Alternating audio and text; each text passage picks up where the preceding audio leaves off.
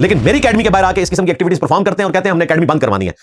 اس کی بنیاد پہ اگر میں یہ کہوں کہ تم لوگ قادیانیوں کے سہولت کار ہو کہ ان کی عبادت گاہوں کو بند کرانے کی کوشش نہیں کرتے ہو, کیونکہ آئین نے ان کو بھی پروٹیکشن دی ہوئی ہے. بھائی اگر قادیانی جو پاکستان کے آئین میں کافر ڈکلیئر کیے گئے ہیں ان کے پاس پروٹیکشن موجود ہے, تو میرے پاس بدرجہ اولا موجود ہے, بلکہ ختم نبوت کے رائٹس تو ہے ہی میرے پاس ہے. چشتی رسول اللہ پارٹی, تھانوی رسول اللہ پارٹی, شبلی رسول اللہ پارٹی اور حضرت معاویہ کو نبی کا درجہ دینے والی معاویہ رسول اللہ مامو پارٹی, ان کے پاس کیا رائٹ ہے کہ یہ ختم نبوت کے اوپر بات کریں گے؟ اگر ہمارے جذبات کو دیکھا جائے تو ہم بھی چاہیں گے کہ ان کی مساجد کے اندر جو گمراہی پھیلائی جا رہی ہے ان کی مسجدیں بھی سیل کی جائیں, ان کے مدارس بھی سیل کیے جائیں, جذباتی طور پہ, علمی طور پہ نہیں. علمی طور پہ ہمارا موقف یہ ہے کہ سب کو رائٹ ہے وہ اپنا موقف عوام کی عدالت میں رکھیں. بلکہ وہ کل میں دیسی فنکار ٹی وی کے اوپر ایک میم دیکھ رہا تھا, اس میں ہمارے ایکس مرشد باپا جانی جو ہیں وہ قرآن پاک کی ایک آیت پڑھ رہے تھے, سورۃ البقرہ کی مشہور آیت ہے, وَلَا تُلْقُوا بِأَيْدِيكُمْ إِلَى التَّهْلُكَةِ, اپنے ہاتھوں سے اپنے آپ کو ہلاک نہ کرو. میں نے جب بھی سگریٹ نوشی سے متعلق کوئی ویڈیو ریکارڈ کروائی اس میں بھی اس کو کوٹ کیا, تو اس آیت کو پڑھتے ہوئے وہ بار بار اٹک رہے ہیں. ظاہر ہے یہ آیت کے الفاظ ہی اتنے مشکل ہیں, وَلَا تُلْقُوا بِأَيْدِيكُمْ إِلَى التَّهْلُكَةِ, تو ان کی زبان پہ نہیں چڑھ رہی. اور جو مفتی اعظم ہیں حسان اتاری صاحب حافظہ اللہ تعالی, انہوں نے لقمہ دیا اور غلط دیا. انہوں نے لقمہ دیا بِأَيْدِيَكُمْ, ہاں لو سامو, تمہارے مفتی اعظم وہ لقمہ بھی دیں تو لقمہ بھی غلط, اور کہتے ہیں انجینئر کو دیکھ کے قرآن پڑھنا نہیں آتا. واہ واہ, میں نے تو پھر آپ کے سارے علماء کا نکالا تھا نا. مفتی تقی عثمانی صاحب نے ایک آیت کے اندر 4 غلطیاں کی, مفتی منیب الرحمان صاحب نے آیت دیکھ کے پڑھی اس میں غلطی کر دی, مولانا فضل الرحمان صاحب نے تو خود عربی کے ذریعے آیت بنا ڈالی سورۃ البقرہ کی, اور امام کعبہ کی کئی ایک چیزیں, سورہ اخلاص بھول گیا. سعود بن ابراہیم الشریم کتنا بڑا قاری ہے, قل هو اللہ احد اللہ الصمد الذی لم یلد ولم یولد پڑھ گیا. ٹھیک ہے, سورۃ البقرہ کا سٹارٹ بھول گیا, الف لام میم کے بعد اس کو ذالک الکتاب لا ریب فیہ آ ہی نہیں رہا. تو ہم کیا کہیں گے کہ ان کو قرآن نہیں آتا؟ تو کوئی علمی بات کریں. ہم وقتاً فوقتاً میمز کے لیے مٹیریل پرووائڈ کرتے رہتے ہیں الحمدللہ. تو یہ حسان اتاری صاحب جو آپ نے لقمہ بھی دیا نا, تو آپ نے میرے اہل سنت کو باندھ کے مروایا تھا. پہلے بھی وہ غلط پڑھ رہے تھے, آپ کا لقمہ بھی غلط تھا.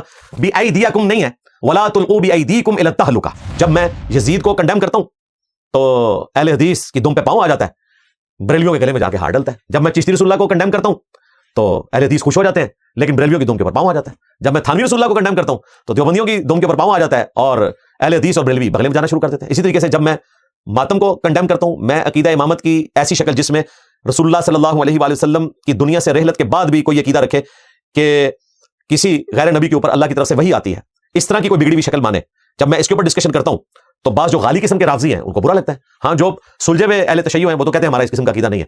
تو بھائی ہر نظریے سے کسی نہ کسی کی دم پہ پاؤں آ رہا ہوتا ہے اور کسی نہ کسی کے گلے میں ہار جا رہا ہوتا ہے. جو قرآن پاک میں ترتیب رپورٹ ہوئی ہے وہ یہ ہے کہ پہلے مکالمہ ہوا تھا نجران کے کرسچنز کے ساتھ, اس کے بعد ایز اے لاسٹ ریزارٹ جو ہے وہ مباہلہ ہوا تھا. ڈائریکٹ مباہلہ نہیں ہوا, تو مکالمہ کرو, انشاءاللہ مباہلے تک بھی بات پہنچ جائے گی. اور تمہیں اور تمہارے بڑے بھائی کو, جس نے آج کل تمہیں حضرت ٹرمپ کے ناشتے کی وجہ سے اعلان برات کی حد تک پہنچا دیا ہوا ہے, پوسٹ بھی لگ گئی ہے, تم دونوں بھائی پچھلے 4-5 سال سے مباہلے کے چیلنج دے رہے ہو اور تمہیں توفیق نہیں ہوئی. اور میں نے کہا تھا کہ کبھی بھی توفیق نہیں ملے گی کہ تم مباہلے والی حدیث کبھی اپنے پلیٹ فارم سے بیان کر دو جس کی بنیاد پہ تم یہ بات مجھ سے کر رہے ہو, صحیح مسلم کی, کیونکہ اس میں موجود ہے کہ ان کے ماموں نے ہمارے ماموں یعنی کہ امت کے ماموں, کیونکہ نبی اسلام کے ماموں تھے سعد بن ابی وقاص, ان کو ابھارا کہ وہ سیدنا علی ابن ابی طالب پر سب کریں. اور اس کی شرح جو یہ کہتے ہیں شرح خود کرتا ہے, ابن تیمیہ نے کی ہے منہاج السنہ میں, کتاب شیعہ کے خلاف ہے اور من ہے کہ یہ ان کے ماموں نے ہمارے ماموں کو ابھارا کہ مولا علی کے اوپر سب و شتم کریں.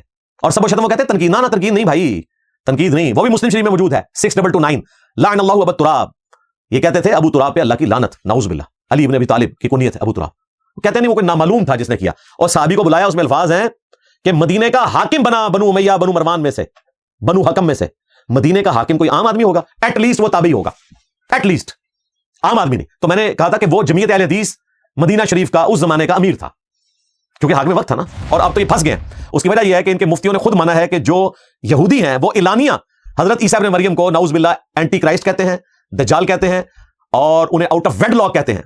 یعنی اس کے لیے اگر آپ اردو میں وہ لفظ استعمال کریں تو بڑا بھیانک ورڈ ہو جائے گا. حالانکہ قرآن پاک میں اللہ تعالیٰ نے اس کو بیان کیا ہے کہ سیدہ مریم کے اوپر انہوں نے بہتان عظیم لگایا, نعوذ باللہ من ذالک. اس کے باوجود یہ مانتے ہیں کہ یہودیوں کی عورتوں کے ساتھ نکاح کرنا درست ہے, جو کہ عیسیٰ ابن مریم کے بارے میں ایسا عقیدہ رکھتے ہیں یونینیمسلی. دنیا کا کوئی یہودی نہیں ہو سکتا جب تک کہ وہ عیسیٰ ابن مریم کے بارے میں وہ عقیدہ نہ رکھے جو میں نے بیان کر دیا, لیکن ان کی عورتوں کے ساتھ نکاح درست ہے. تو کیا عیسیٰ ابن مریم کے گستاخ کے لیے 295C نہیں ہے؟ تو یہ انہوں نے ایک تماشا بازی کی. اور دیکھیں اب حالت ان کی ہے کہ سب ان کو نظر آتی کونسل کہہ رہے ہیں. میں نے تو ابتدا کی تھی نا, اور اس کا اینڈ رزلٹ یہ نکلا. تو اللہ تعالیٰ ہدایت دے, ہم ان کے لیے بھی دعا کرتے ہیں. یہ وہ واقعات ہیں جو آپ فخریہ بیان کرتے ہیں, ان سے آپ جان نہیں چھڑا سکتے. غوث پاک کا مرغا کہتے ہیں جی وہ غوث پاک مرغا کھا رہے تھے, اور پاس جو ہے وہ ایک بچہ تھا جو روکی سوکی کھا رہا تھا, اس کی ماں آ گئی, اس نے کہا خود تو یہ مرغا کھا رہے ہیں, اور بچے کو روکی سوکی. تھوڑی دیر بعد انہوں نے وہ ہڈیاں جمع کی, لگتا ہے پھر غوث پاک نے پورا مرغا خود ہی کھایا تھا, کیونکہ اکیلے بیٹھے ہوئے تھے, پورا مرغا کھا گئے.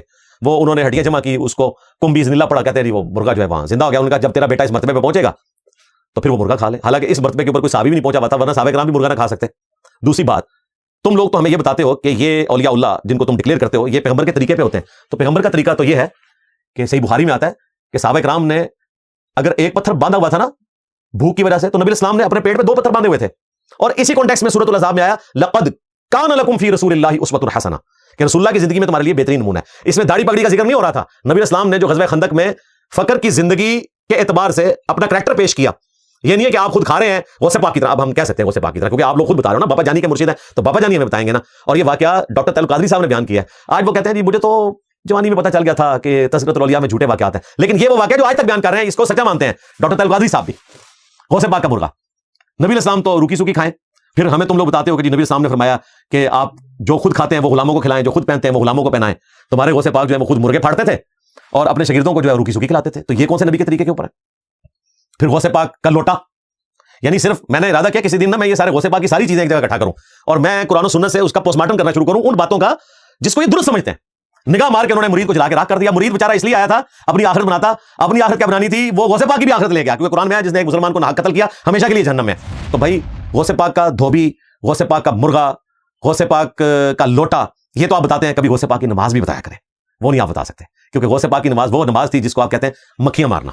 غنیۃ الطالبین میں انہوں نے نماز کا طریقہ وہی لکھا ہے جو بخاری مسلم میں موجود ہے, رکوع میں جاتے وقت اور رکوع سے اٹھتے وقت رفع الیدین. اور تم وہ نماز پڑھتے ہو جو قادیانی نماز پڑھتے ہیں, کیونکہ قادیانی بھی حنفی ہیں, دیوبندی بھی اور بریلوی بھی. میں یہ نہیں کہتا کہ بریلوی دیوبندی جو ہے وہ نعوذ باللہ کافر ہیں, لیکن جب تم ہمیں قادیانی کہو گے تو ہم بتائیں گے ہمارے اسٹوڈنٹس کی تو نماز ہی وہ ہے کہ جو قادیانیوں سے مختلف ہے, اور تمہارے غوث پاک والی نماز ہے بلکہ نبی اسلام والی نماز ہے. اور اس پر ترا یہ کہ تمہارا عقیدہ ہے کہ غوث پاک پوری کائنات کو اس طرح دیکھتے تھے اپنی ہتھیلی پہ جس طرح کہ رائی کا دانہ.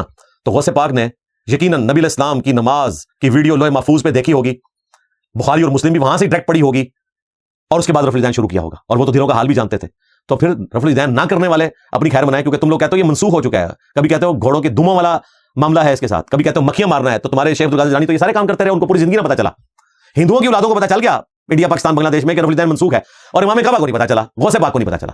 تو غوث پاک کے لوٹے سے باہر نکلیں, غوث پاک کے دھوبی کی جان چھوڑیں, غوث پاک کے مرغے کو بانگے دینا دے, اور آپ اس طرف آئے لوگوں کو بتائیں کہ غوث پاک کی نماز کیا تھی, تاکہ اس 11ویں کے موقع کے اوپر وہ سنت کے مطابق نماز پڑھنے میں کامیاب ہو جائے انشاءاللہ تعالی. تو وہ علماء کرام جنہوں نے ہمت دکھائی اور اس واقعے کو کنڈیم کیا, ان کا میں اپنے پلیٹ فارم سے شکریہ ادا کروں گا. خصوصاً ہمارے جو محبوب مفتی ہیں طارق مسعود صاحب حفظہ اللہ تعالی, اور شیخ توصیف الرحمان راشدی صاحب حفظہ اللہ تعالی, اور باقی علماء بھی جن جن لوگوں نے اس واقعے کو کنڈیم کیا, میں ان کا شکریہ ادا کروں گا. وہ تمام صحافی, سول سوسائٹی کے لوگ, ٹی وی چینلز جنہوں نے اس واقعے کو رپورٹ کیا اور اسے کنڈیم کیا, دہشت گردی کا واقعہ ڈکلیئر کیا, میں سب کا شکر گزار ہوں.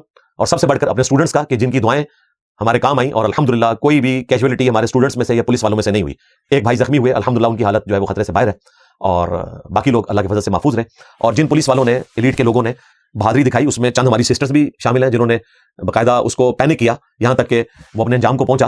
میں تمام کا اپنے پلیٹ فارم سے شکر ادا کروں گا کہ اللہ تعالیٰ ان کو جزائے خیر دے. جزاکم اللہ خیرا و احسن الجزاء. آج اس موقع کو غنیمت جانتے ہوئے میں ایک آفر اوپنلی رکھنے لگا ہوں.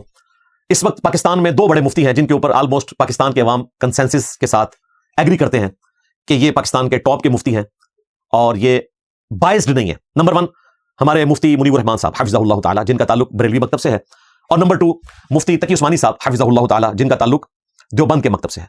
تیسرے نمبر پہ اگر کوئی تھے تو وہ ساجد میر صاحب تھے رحمہ اللہ تعالی, اہل حدیث مکتب سے, لیکن وہ فوت ہو چکے ہیں. ان کی جگہ حافظ عبد الکریم صاحب موجود ہیں, چلیں ان کو بھی آپ شامل کر لیں حفظہ اللہ تعالی. یہ 3 پرسنالٹیز, اور ان میں بھی بالخصوص دیوبند اور بریلویوں کے جو مفتی اعظم ہیں مفتی منیب اور مفتی تقی عثمانی صاحب. یہ کوئی طریقہ نہیں ہے کہ ان لوگوں کے لیے کھلی چھٹی ہو, یعنی جو لوگ شریف ہیں, شرافت کے ساتھ زندگی گزار رہے ہیں, ان کو کہا جائے کہ جی آپ تو بڑے اچھے ہیں, آپ تو ایسا نہیں کرتے, لیکن یہ لوگ ایسا کرتے ہیں, تو یہ جو ہے وہ پھر ہمیں مجبوراً جو ہے وہ اس قسم کی آپ کو ریکویسٹ کرنی پڑتی ہے. ابھی انہوں نے ریکویسٹ کی جی کچھ عرصے کے لیے آپ ذرا اکیڈمی جو ہے نا وہ بند کر دیں, یہ والا پروگرام آپ کر لیں 26 اپریل والا. تو میں نے کہا میں 26 اپریل والا بھی پروگرام نہیں کروں گا. اگر اس وقت ملک کو اس حوالے سے ضرورت ہے کہ اسلام آباد ٹاکس چل رہی ہیں ایران اور امریکہ کی, اور کوئی دہشت گردی کا واقعہ اگر ہوتا ہے, جیلم شہر میں ظاہر ہے جیلم پنڈی ڈویژن کے اندر آتا ہے اور ایک مین فوجی ایریا بھی ہے اس اعتبار سے کہ پاک فوج کے اندر میجورٹی لوگ اسی ایریا کے ہیں, تو ایک غلط میسج بھی جا سکتا تھا. تو میں نے کہا ٹھیک ہے ہم کچھ عرصہ کے لیے اس کو پوسٹ پون کر دیتے ہیں, لیکن اس کی بنیاد کے اوپر یہ کہنا کہ جی اس کی اکیڈمی ہم لوگوں نے بند کروا دی ہے. بھائی اکیڈمی کہاں سے بند ہوئی ہے؟ میں تو بیٹھا ہوں, ویڈیو بھی ریکارڈ کروا رہا ہوں, اور انشاءاللہ یہ اپلوڈ بھی ہوگی. رہی وہ پبلک, تو پبلک تو یہاں آتی ہے 300 یا 400, لیکن ویڈیوز ہماری الحمدللہ ہزاروں نہیں لاکھوں لوگ دیکھتے ہیں, تو وہ تو اپنی جگہ جاری رہیں گے اس طریقے سے. اور انشاءاللہ تعالی جب یہ حالات فیوریبل ہوتے ہیں 2-2.5 مہینے کے اندر, تو انشاءاللہ تعالی ہم پبلک کے لیے اکیڈمی دوبارہ سے کھول دیں گے انشاءاللہ تعالی. الحمدللہ